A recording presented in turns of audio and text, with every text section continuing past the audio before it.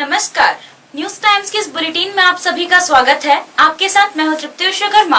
आइए खबरों का सिलसिला अब शुरू करते हैं। कैरा लागुरी हत्याकांड में टोंटो पुलिस ने 2 और आरोपियों को गिरफ्तार किया है।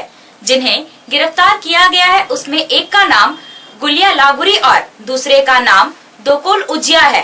कैरा लागुरी और उसके परिवार के हत्याकांड में पुलिस पहले ही 13 आरोपियों को गिरफ्तार कर चुकी है। जुलाई 2020 में कैरा लागुरी, उसकी पत्नी और बच्चों की हत्या कर दी गई थी। मृतक की बुआ की शिकायत पर सितंबर महीने में प्राथमिकी दर्ज की गई थी। कई महीने तक पुलिस मामले की छानबीन करती रही और उसी दौरान जांच में कोताही बरतने का आरोप लगाते हुए हंगामा भी होता रहा। आखिरकार पुलिस ने हत्याकांड का उद्भेदन किया और कैरा लागुरी की चाची पूरी लागुरी सहित 11 लोगों को गिरफ्तार किया गया। बाद में जांच के क्रम में 2 और लोग गिरफ्तार किए गए। 29 जनवरी 2021 यानी आज इस हत्याकांड के 2 और आरोपियों को गिरफ्तार किया गया। अब इस तरह 15 लोग गिरफ्तार किए जा चुके हैं। जगन्नाथपुर के एसडीपीओ प्रदीप उरांव ने बताया कि आरोपी यहाँ-वहाँ भागते फिर रहे थे। गुलिया लागुरी के अपने गांव बाईहातू आने की सूचना प्राप्त हुई थी, जिसके बाद पुलिस टीम ने दोनों को गिरफ्तार कर लिया। इस कांड के अन्य अभियुक्तों की गिरफ्तारी के लिए संभावित ठिकानों पर पुलिस लगातार छापामारी कर रही है। जल्द ही बाकी लोगों को भी गिरफ्तार कर लिया जाएगा। टोंटो थाना की रहने वाली केंजरा ग्राम की एक लेडी है जो नानी की हिस्सा है। उन्होंने एक टोंटो थाना में आवेदन दिया था और उस आवेदन में ये बातें लिखी गई थी कि मेरे भतीजा कैरा लागुरी, उसकी पत्नी और उनके 3 बच्चे घर से लापता है और इसी के संदर्भ में एक आवेदन दिया, जिसके आधार पर टोंटो थाना कांड संख्या 24/20 दर्ज किया गया था। एक अभियुक्त के पास से मोबाइल बरामद हुआ जो मृतक कैरा लागुरी का मोबाइल था और उसको मैंने हाटगम्हरिया से बरामद किया था और उसके बताए अनुसार उसका कन्फेशनल स्टेटमेंट में आया कि कैरा लागुरी और उसकी पत्नी और 3 बच्चे को गांव के ही लोगों ने मारकर हत्या कर दिया गया है। उनके बताए आधार पर हम लोगों ने अब तक इस केस में 13 लोगों को जेल पहले भेज चुके हैं और अभी अनुसंधान में और ये बातें आई कि इस कांड में और 2 व्यक्ति हैं जो गुलिया लागुरी और दोकल उजिया है जो बाईहातू के ही रहने वाले हैं। जब इन लोग को पुलिस द्वारा गिरफ्तार किया गया तो गुलिया लागुरी के द्वारा बताया गया था कि इसके पूरे परिवार को मारने में हम लोग गांव के काफ़ी लोग थे और वो नाम भी बताया कि फलाना आदमी थे और इन्होंने अपने कन्फेस किया कि हाँ, हम लोगों के द्वारा हत्या कारित की गई है और प्लान वे में हत्या कारित की गई है और हम लोग ये 5 परिवार को घर में ही मारकर गांव से लगभग 10 किलोमीटर दूर में दफना दिए ताकि पुलिस को भनक ना मिले और दोनों को बाईहातू से गिरफ्तार किया गया, जिसे माननीय न्यायिक हिरासत में भेजा जा रहा है। राष्ट्रीय बालिका दिवस के अवसर पर सेंटर फॉर कैटलाइजिंग चेंज की ओर से आज जिला स्तरीय कार्यक्रम का आयोजन किया गया। कार्यक्रम का उद्घाटन civil surgeon doctor Om Prakash Gupta ने किया। बाद में इसमें झारखंड सरकार की मंत्री जोबा मांझी ने शिरकत की। स्वास्थ्य विभाग और समाज कल्याण विभाग के साथ मिलकर सेंटर फॉर कैटलाइजिंग चेंज संस्था द्वारा पश्चिमी सिंहभूम जिले में किशोर किशोरियों को स्वास्थ्य के प्रति जागरूक करने के लिए अभियान चलाया जा रहा है। करीब 4 सालों से चल रहे अभियान के सकारात्मक पहलू भी सामने आने लगे हैं। कार्यक्रम के दौरान बेहतर काम करने वाले स्वास्थ्य विभाग के कर्मचारियों और समाज कल्याण विभाग के कर्मचारियों को civil surgeon doctor Om Prakash Gupta और अन्य अतिथियों ने प्रशस्ति पत्र देकर सम्मानित किया। सिविल सर्जन ने कहा कि अब समय काफी बदल गया है। पहले लड़कों को लड़कियों से बेहतर समझा जाता था, लेकिन अब ऐसा नहीं है। लड़कियां भी हर क्षेत्र में कंधे से कंधा मिलाकर आगे बढ़ रही हैं। उन्होंने कहा कि उनकी एक बेटी है जिसे पढ़ा लिखा कर उन्होंने डॉक्टर बनाया है।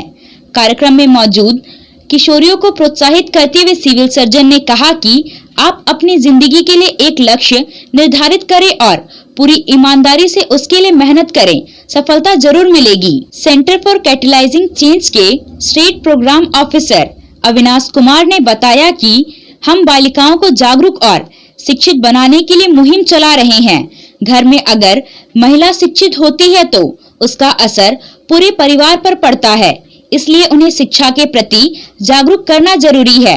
साथ ही हम उनके अच्छे खान पान के लिए भी जानकारी देते हैं ताकि उनके अंदर एनीमिया जैसी समस्या ना हो। मंत्री जोबा मांझी ने स्वास्थ्य विभाग और समाज कल्याण विभाग के साथ मिलकर सेंटर फॉर कैटलाइजिंग चेंज द्वारा किए जा रहे कार्य की सराहना की। उन्होंने बालिकाओं के संपूर्ण विकास पर जोर दिया और कहा कि हमारी सरकार महिलाओं के विकास पर विशेष ध्यान दे रही है। महिलाएं स्वस्थ और स्वावलंबी रहेंगी तो परिवार का विकास होगा। कार्यक्रम के दौरान खुटपानी प्रखंड के बच्चों द्वारा बाल विवाह पर नुक्कड़ नाटक का मंचन किया गया, जिसके जरिए बाल विवाह और मानव तस्करी की समस्या को सामने लाया गया।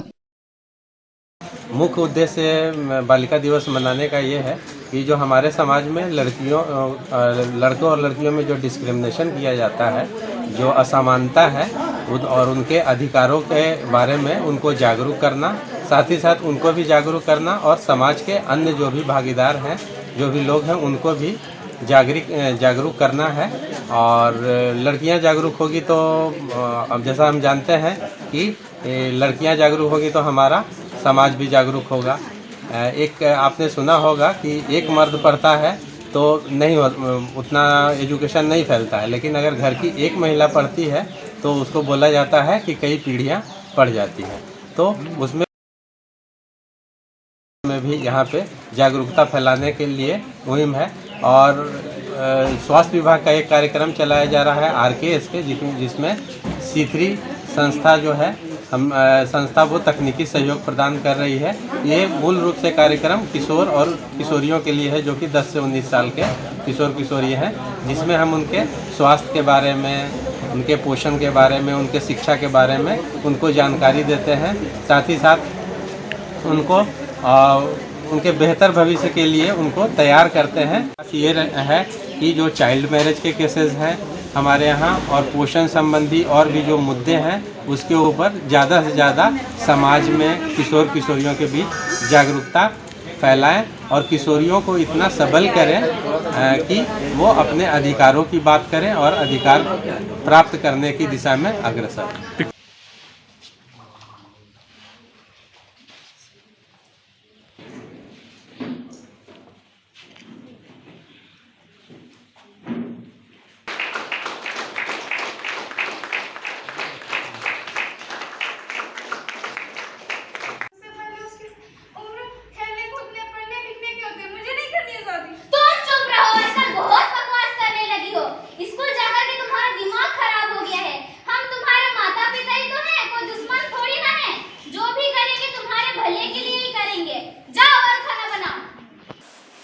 जनसंख्या समाधान फाउंडेशन की ओर से आज सरायकेला परिसदन में जिला स्तरीय कार्यक्रम का आयोजन किया गया। इस दौरान संस्था की जिला कमेटी का विस्तार करते हुए सूर्या देवी को महिला विंग का जिला अध्यक्ष बनाया गया। रूपा पति को मंत्री और तापसी को कोषाध्यक्ष मनोनीत किया गया है। पुरुष विंग का उपाध्यक्ष सानू दास और रीता दुबे, मंत्री सोहन सिंह एवं बीजू दत्ता और मीडिया प्रभारी कृष्णा राणा और विकास दरोगा को बनाया गया है। फाउंडेशन के जिला अध्यक्ष मनोज कुमार चौधरी ने कहा कि भारत को सशक्त और आत्मनिर्भर बनाने के लिए जनसंख्या नियंत्रण कानून को अविलंब लागू करने की जरूरत है।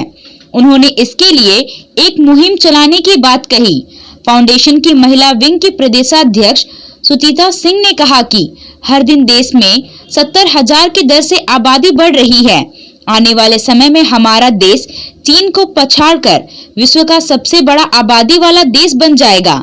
जनसंख्या वृद्धि होने पर स्थिति भयावह होगी। इतनी बड़ी जनसंख्या के लिए रोजगार, मकान और अन्य की व्यवस्था करनी पड़ेगी। भारत को आत्मनिर्भर और सशक्त बनाने के लिए जनसंख्या नियंत्रण कानून बनवाने की दिशा में मुहिम चलाने के लिए प्रत्येक नागरिक को आगे आना पड़ेगा। धान फाउंडेशन जो 2 बच्चों के कानून की मांग कर रही है पूरे देश में, उसके बैनर तले हम लोग ये बैठक सरायकेला में के परिसदन में रखे हुए हैं, जिसमें हमारी जिला कार्यकारिणी की आज घोषणा भी हुई है। कुछ हमारे पदाधिकारियों की घोषणा हुई है जिनका नाम मैं आपको बताऊंगी। और हम लोग पूरे अपने सांगठनिक विस्तार के लिए बैठक रखे हैं। हर जिला में हमारा प्रवास हो रहा है, हमारे राष्ट्रीय अध्यक्ष जी का भी प्रवास हो रहा है पूरे स्टेट में, वो भी कर रहे हैं। और हम लोग जितने भी प्रदेश अध्यक्ष हैं वो लोग भी हम लोग हर जिला में घूमकर अपना इस संगठन के विस्तार के लिए काम कर रहे हैं, ताकि 2 बच्चों का कानून देश हित में आ सके। फाउंडेशन मांग करती है कि देश हित में 2 बच्चों का कानून हो, तीसरे बच्चे पर सरकारी सुविधा से उसे वंचित की सजा हो, ऐसा कठोर दंड बनकर आए और देश के तमाम नागरिकों के ऊपर समान रूप से लागू हो, ये मांग करती है। भारतीय जनता पार्टी की झींकपानी प्रखंड कमेटी की बैठक प्रखंड अध्यक्ष कमल किशोर नायक की अध्यक्षता में हुई, जिसमें जिला उपाध्यक्ष सिद्धेश्वर बांड्रा और जिला महामंत्री प्रताप कटियार भी शामिल हुए। बैठक के दौरान नव मनोनीत सभी पदाधिकारियों का स्वागत किया गया। बैठक को संबोधित करते हुए जिला महामंत्री प्रताप कटियार ने प्रखंड के सभी 51 बूथ की संरचना को मजबूत करने की अपील की। उन्होंने सभी पंचायत के लिए एक संयोजक और एक सह संयोजक की नियुक्ति करने को कहा। महामंत्री ने कहा कि प्रखंड के जो पदाधिकारी है वह 11 पंचायत के प्रभारी बनेंगे। उन्हें जब भी समय मिले अपने पंचायत में जाकर प्रवास करें और नियमित रूप से बूथ की बैठक कर जन समस्याओं पर चर्चा करें। जहां कोई जन समस्या हो उसके बारे में प्रखंड विकास पदाधिकारी से मिलकर समाधान कराएं। Ranchi smart city corporation limited की ओर से जमशेदपुर के XLRI सभागार में आज इन्वेस्टर्स मीट का आयोजन किया गया। इसमें पूरे कोल्हान प्रमंडल के उद्यमी, chamber of commerce, builder association के अलावा अन्य लोग शामिल हुए। यहाँ उन्हें स्मार्ट सिटी की विशेषता और निवेश के बारे में जानकारी दी गई, साथ ही उनसे सुझाव भी लिए गए। रांची स्मार्ट सिटी कॉरपोरेशन ने बताया कि झारखंड के निवेशकों के लिए स्मार्ट सिटी में आवासीय, शैक्षणिक, स्वास्थ्य, होटल और व्यवसायिक क्षेत्र में निवेश का सुनहरा अवसर है। स्मार्ट सिटी के महाप्रबंधक राकेश कुमार नंद कुलियार द्वारा पावर पॉइंट प्रेजेंटेशन के माध्यम से रांची स्मार्ट सिटी योजना की पूरी जानकारी निवेशकों के समक्ष रखी गई। उन्होंने बताया कि किसी भी प्लांट से 400 मीटर की दूरी के अंदर ही पब्लिक ट्रांसपोर्ट उपलब्ध होगा। पूर्वी सिंहभूम के उपायुक्त सूरज कुमार ने कहा कि कोल्हान प्रमंडल के निवेशकों में काफी क्षमता है। राज्य के निवेशक होने के नाते रांची स्मार्ट सिटी के विकास में आपके सहयोग और सुझाव की आवश्यकता है। कॉरपोरेशन के CEO अमित कुमार ने कहा कि स्मार्ट सिटी को नॉलेज हब के रूप में विकसित किया जा रहा है, जहां विश्व के टॉप 100 यूनिवर्सिटी का कोई भी एक विश्वविद्यालय अगर दिलचस्पी दिखाता है तो उसे ₹1 टोकन मनी में 25 एकड़ जमीन उपलब्ध करवाई जाएगी। कुल 2 विश्व स्तरीय विश्वविद्यालय के लिए जमीन चिन्हित की गई है। शैक्षणिक क्षेत्र के लिए चयनित प्लांट पर ऑक्शन करेंगे तो उसकी कीमत आवासीय क्षेत्र की तुलना में 1/3 रखी गई है। एक इन्वेस्टर्स मीट कार्यक्रम का आयोजन जमशेदपुर में किया गया है और रांची स्मार्ट सिटी अभी 52 प्लॉट्स के ई ऑक्शन की प्रक्रिया जो है वो प्रारंभ की है, जिसमें जो इन्वेस्टर्स हैं वो 12 फरवरी तक जो वो पार्टिसिपेट जो वो कर सकते हैं। उन्हीं ऑक्शंस की प्रक्रियाओं के बारे में और रांची स्मार्ट सिटी के संदर्भ में जो कार्य हो रहे हैं उसके बारे में विस्तार से यहाँ के निवेशकों को बताया गया और उनसे यह अपील की गई है कि चाहे वो रियल एस्टेट से जुड़े हुए हों या सर्विस सेक्टर में, हेल्थ, एजुकेशन, हॉस्पिटैलिटी सेक्टर से जुड़े हुए निवेशक हैं, उनके लिए अपार संभावनाएं लेकर के रांची स्मार्ट सिटी जो है वो आई हुई हैं और ये सभी लोग जो हैं वो इस ऑक्शन प्रक्रिया में भाग लें। ये ऑक्शन प्रक्रिया पूरी तरह से पारदर्शी तरीके से और IT बेस्ड जो है वो सॉल्यूशंस लेकर के आई हुई है। ऑक्शन जो है वो पूरी तरह से ये ई ऑक्शन www.rsccl.in पोर्टल पे जाकर के कोई भी निवेशक रजिस्टर्ड होकर के ऑक्शन प्रक्रिया में भाग ले सकते हैं और पूरी तरह से कॉन्टैक्टलेस प्रक्रिया जो है वो रखी गई है कि कोई भी निवेशक अपने घर से भी जो है वो इस ई ऑक्शन में पार्टिसिपेट कर सकते हैं। तो कोरोना की परिस्थितियों को भी देखते हुए और जो संभावनाएं हैं भविष्य में उनको देखते हुए ये व्यवस्था जो है इंट्रोड्यूस की गई है। मुझे पूरा भरोसा है कि कोल्हान के जितने भी निवेशक हैं वो इस रांची स्मार्ट सिटी की ऑक्शन प्रक्रिया के भागीदार बनेंगे। रांची स्मार्ट सिटी में क्या खास है वह भी जानिए। लगभग 650 एकड़ जमीन पर बस रही ग्रीनफील्ड स्मार्ट सिटी का 37% क्षेत्र ओपन स्पेस के रूप में रहेगा। यहाँ रोड, ड्रेनेज, सीवरेज, पार्क और पौधारोपण होगा। बाकी जमीन पर अलग अलग क्षेत्र से जैसे शैक्षणिक, आवासीय, व्यावसायिक, होटल, उद्योग, हॉस्पिटल आदि के लिए चिन्हित किया गया है। निर्बाध जलापूर्ति के लिए 12 MLD वाटर सप्लाई का डेडिकेटेड पाइपलाइन, वाटर रिजर्वायर और धुरवा डैम में स्थित वाटर फिल्टर सेंटर में एक अतिरिक्त फिल्टर बेड का निर्माण कराया गया है। शहर की सड़कें 9 मीटर से लेकर 45 मीटर तक चौड़ी होंगी। नए शहर में कहीं भी ओवरहेड वायर नहीं रहेगा। इलाके से गुजरने वाली 2 नदियों के संरक्षण के लिए रिवर फ्रंट डेवलपमेंट की योजना पर काम चल रहा है। जल संरक्षण की लिहाज से सभी बिल्डिंग में वाटर हार्वेस्टिंग की सुविधा अनिवार्य होगी। घर से निकलने वाले ड्रेन वाटर की ट्रीटमेंट की व्यवस्था की गई है। शिक्षकों के प्रतिनिधि मंडल ने चाईबासा के विधायक दीपक बिरुवा से मुलाकात की और ज्ञापन सौंपा। शिक्षकों ने अंतर जिला स्थानांतरण नियमावली लागू कराने का विधायक से आग्रह किया। विधायक ने उन्हें आश्वस्त किया कि वह उनकी मांगों को मुख्यमंत्री के समक्ष रखेंगे। आज के लिए बस इतना ही। कुछ और खबरों के साथ हम फिर हाजिर होंगे। तब तक न्यूज़ टाइम्स की पूरी टीम को दीजिए इजाजत। नमस्कार।